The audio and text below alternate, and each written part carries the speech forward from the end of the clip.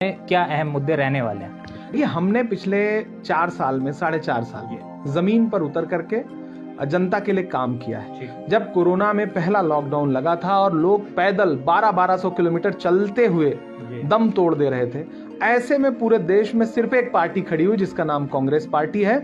उसने गुजरात में ट्रेनें चला करके और प्रियंका जी ने सीधे मुख्यमंत्री से कहा कि आपके पास लोगों को ले जाने के लिए बसें नहीं है तो मैं 1000 बसें देती हूं।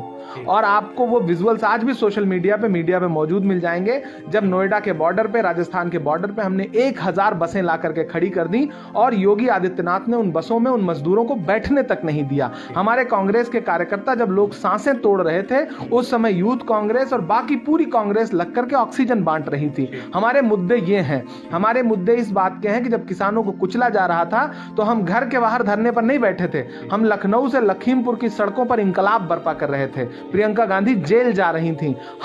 हमारे मुद्दे इस बात के हैं कि जब एनआरसी के मूवमेंट में 21 नौजवानों को शहीद कर दिया गया तो हम अखिलेश यादव जी की तरह अपने एसी कमरे में नहीं बैठे थे, हम घर से निकले थे और बिजनौर से लेकर के मुजफ्फरनगर से लेकर के मेरठ तक हम दिख रहे थे। हमारे मुद्दे इस बात के होंगे कि जब जामिया की बच्चियों पर लाठियां बरसाई जा रही थी तो 3 डिग्री टेम्परेचर पर गांधी की मजार के सामने सोनिया गांधी जी, प्रियंका जी, राहुल जी, डॉक्टर मनमोहन सिंह साहब, अहमद पटेल साहब हयात थे, गुलाम नबी आजाद साहब, हमारे तीनों चारों पांचों मुख्यमंत्री, सारे लोग गांधी की मजार के सामने बैठे थे। हमारे मुद्दे इस बात के हैं, हमारे मुद्दे इस बात के हैं कि हमने देश को मनरेगा दिया है, हमने मजदूरों को गारंटी दी थी कि आप भूखों नहीं मरेंगे। हमारे मुद्दे इस बात के हैं कि हमने राइट टू इंफॉर्मेशन दिया इस देश को।